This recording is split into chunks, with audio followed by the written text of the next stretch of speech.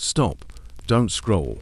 Before you move on, I want to ask you something that might change how you see yourself and the people around you forever.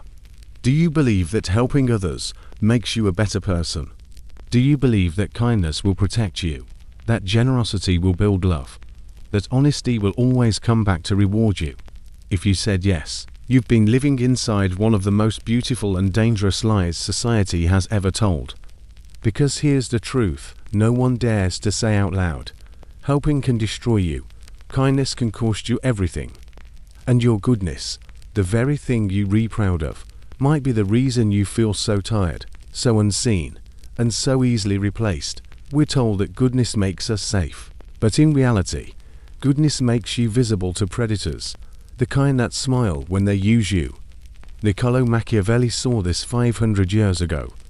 He watched kind kings lose their thrones, generous leaders betrayed by their own allies, loyal men crushed by the same people they protected.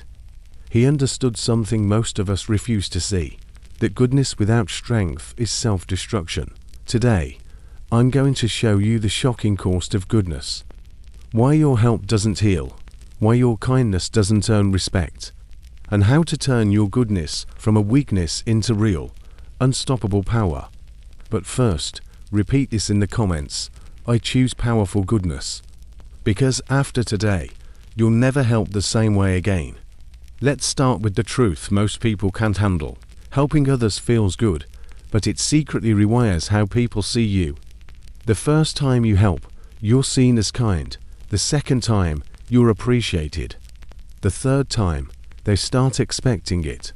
And by the 10th time, you're not helping anymore, you're serving. That's the hidden cost of goodness. Every act of help slowly lowers your value in people's eyes. The more they get from you, the less it means. And the day you stop, you're not seen as tired or overwhelmed, you're seen as selfish. I once knew a man named Elias.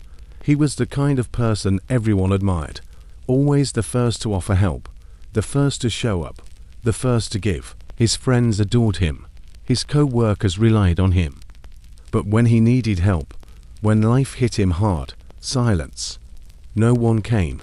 He wasn't surrounded by friends. He was surrounded by beneficiaries. And that's what happens when your goodness has no boundaries. People stop seeing your heart and start seeing your utility.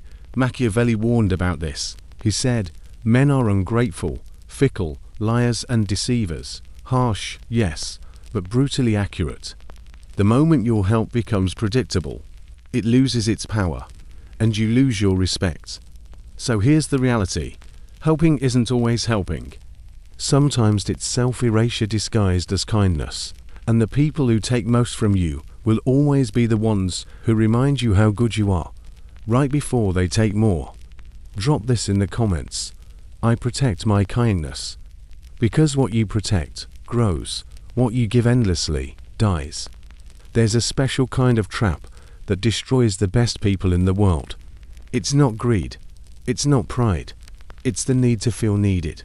When someone depends on you, it feels powerful. They tell you, "I don't know what I'd do without you." Those words are emotional handcuffs. They sound like gratitude, but they're really dependence dressed as love. And soon, you stop helping because it is right. You help because you're afraid of what will happen if you don't. That's how the trap closes. You become the rescuer in everyone else's story, and the prisoner in your own. I once knew a woman named Layla, a nurse who gave everything to everyone. She worked extra hours, helped her friends with money, took care of her family, and always said yes. People adored her, but behind that smile was exhaustion. When she finally said no, once, people turned on her. They called her selfish. They called her changed. But the truth was, she wasn't changing. She was recovering.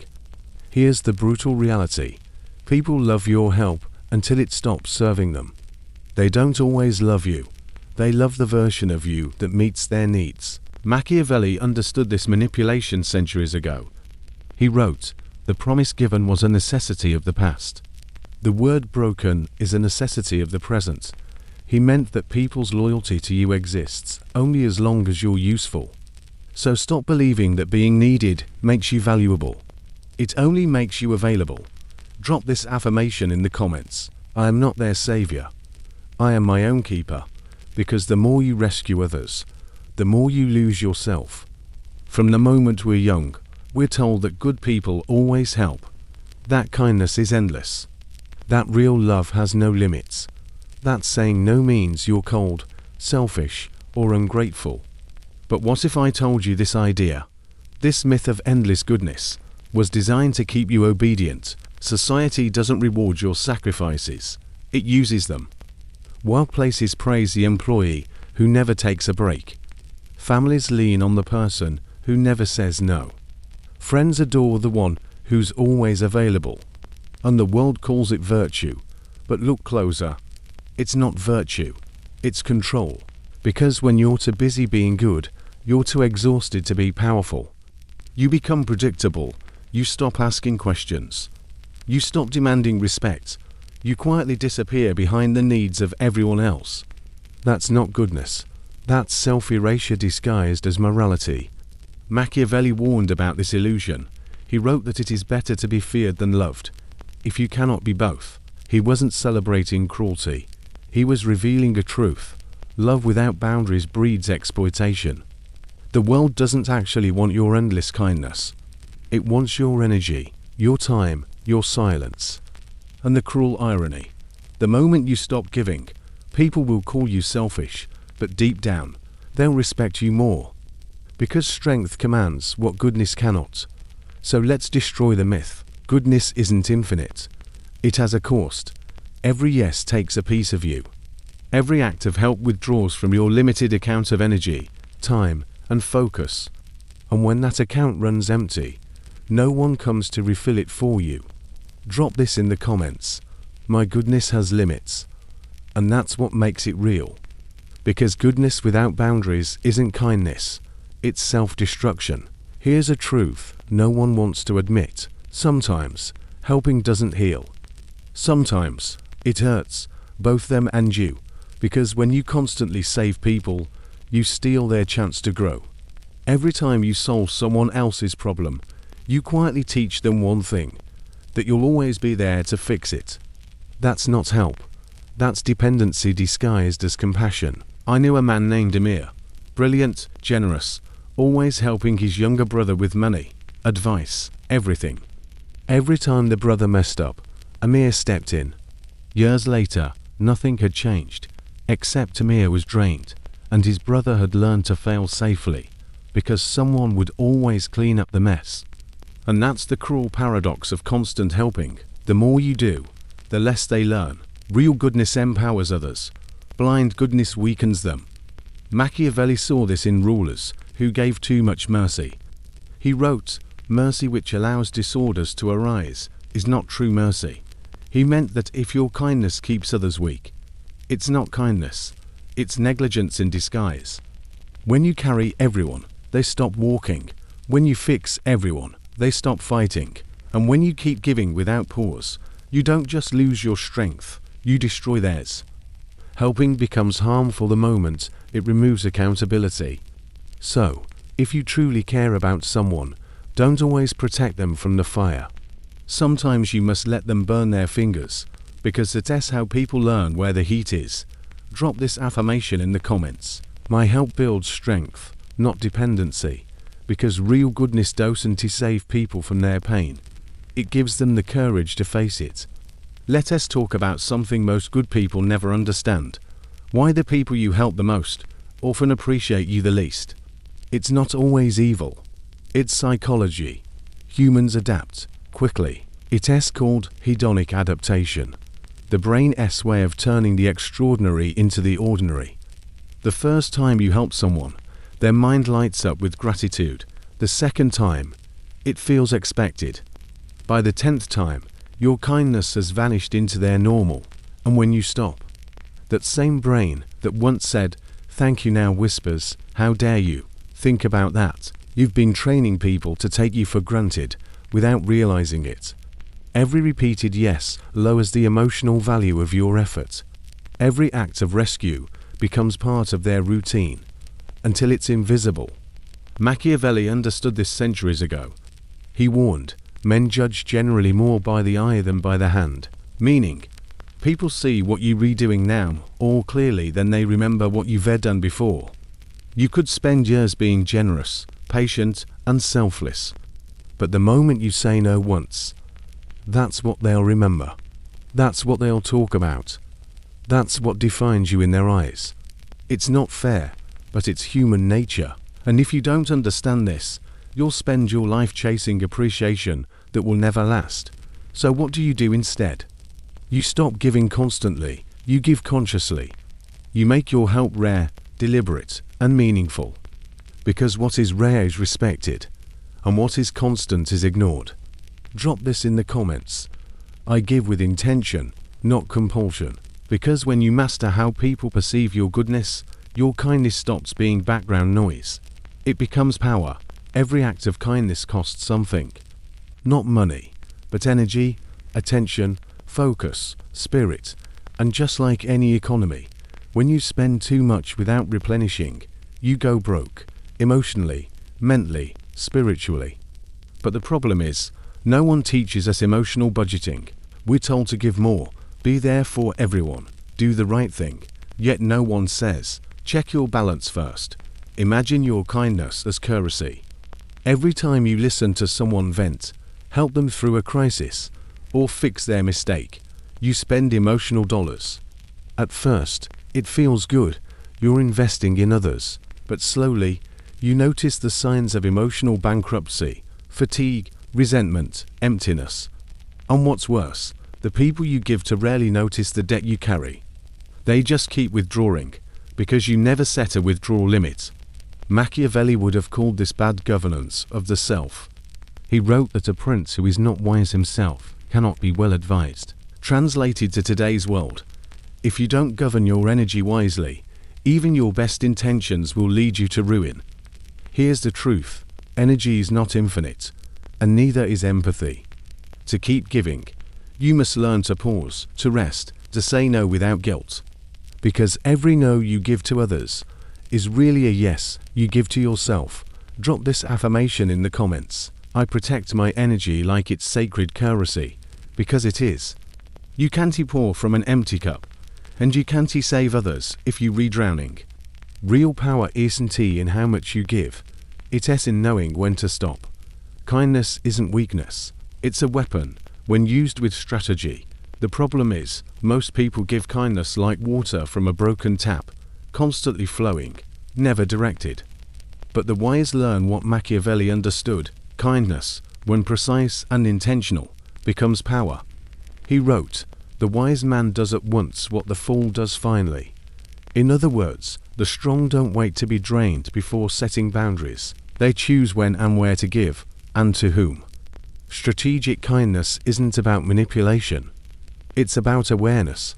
It's knowing that your time, your attention, and your empathy are high-value assets, and not everyone deserves a share. So you learn to give selectively. You help people who grow from your help, not those who depend on it. You offer warmth to those who respect it, not those who exploit it. You forgive, but you don't forget the lesson. This kind of kindness has weight. It creates respect instead of entitlement. It inspires loyalty instead of dependence. Think of it like this: sunlight is beautiful, but too much burns. Strategic kindness is sunlight with direction. It shines where it matters most. And when people realize your kindness is a choice, not a reflex, they treat it with reverence, because what's scarce becomes sacred. Drop this in the comments. My kindness is power, not permission. Because true mastery of goodness is not about giving endlessly, it's about controlling the flow. When you learn to aim your kindness like an arrow, not spill it like water, the world starts to respect the strength behind your softness. The first time you set a boundary, people will be shocked. The second time, they'll be offended. The third time, they'll start to respect you. That's the uncomfortable truth about boundaries. At first, they feel like betrayal to others, but over time, they become the foundation of real respect. Because respect doesn't come from how much you give, it comes from what you refuse to give. Most people think boundaries push others away, but the truth is, they filter. They remove the ones who only wanted access, and reveal the ones who value connection. Think about it. The friend who gets angry when you say no was never your friend. They were your consumer. The partner who calls you cold for protecting your peace was never in love with you. They were in love with your availability. And when those people leave, something magical happens. Space. Space for people who meet you, not use you. Space for peace that doesn't demand exhaustion. Machiavelli wrote, "It is much safer to be feared than loved, if you cannot be both." But in personal life, that translates to this: it's better to be respected than adored. Because admiration fades when you stop pleasing people, but respect lasts when you stand firm. Every boundary you set teaches the world how to treat you. It's not cruelty, it's clarity. Drop this affirmation in the comments. My boundaries are not walls, they are gates. Because boundaries don't shut people out. They protect your worth, conserve your energy, and rebuild the respect you once gave away for free. Here rests the final piece of the puzzle, the part most people never understand. Detachment is freedom. Not detachment in the sense of being cold or uncaring. Detachment as in not carrying the weight of everyone else's life on your shoulders. When you stop identifying with other people's struggles, you don't stop caring, you start seeing clearly. You help because it's right, not because it's expected. You give because it matters, not because someone demanded it. You love because it enriches life, not because you fear losing approval. This is the paradox. The less attached you are to needing others to see your goodness, the more powerful your goodness becomes. Machiavelli wrote about this in the language of rulers. Everyone sees what you appear to be. Few experience what you really are. In other words, if your goodness is tied to validation, it becomes a liability. If it's free from expectation, it becomes unstoppable. Imagine this. You give strategically, protect your energy, and set clear boundaries. You're still kind, you're still generous, but you're no longer exhausted, no longer manipulated, no longer invisible. You've reclaimed control of your life, and with it, your power. Drop this final affirmation in the comments. I am detached, yet powerful. I give wisely and live freely. Because when you master detachment, you stop being used. You stop being expected to give endlessly. You stop being invisible in your own life. And the world, it starts to see you as you truly are, strong, respected, strategic, and unshakably good. We've uncovered the shocking truth today. That goodness, when given blindly, is one of the most dangerous traps you can fall into. It drains your energy. It creates dependency. It makes you predictable. And worst of all, it can leave you invisible, exploited, and powerless, but it doesn't have to be this way. When you master strategic goodness, when you protect your energy, when you set boundaries, when you detach without becoming cold, your kindness becomes powerful, respected, and effective. You no longer give to be liked, you give to create impact. You no longer help endlessly, you help with purpose. You no longer sacrifice yourself silently, you sacrifice strategically. Machiavelli said it best, the end justifies the means, not as a license for cruelty, but as a lesson. Your intentions don't matter if your actions don't create the outcomes you want. Goodness without results is vanity. Strategic goodness is influence. Strategic goodness is survival. Strategic goodness is legacy. So I want you to make a choice. Will you continue to be good the old way, blind, exhausted, and unseen? Or will you embrace strategic goodness, powerful, respected, and unstoppable? Drop this final affirmation in the comments. I master strategic goodness. I give wisely, live freely, and protect my power. If this video changed the way you see helping, hit that like button. Subscribe for more truths the world doesn't want you to know. And share this with someone who needs to hear it today. Remember, in a world full of wolves, don't be a sheep, be a shepherd. Protect the flock through wisdom, strategy, and strength. Your goodness is not your weakness, When used strategically, it becomes your greatest weapon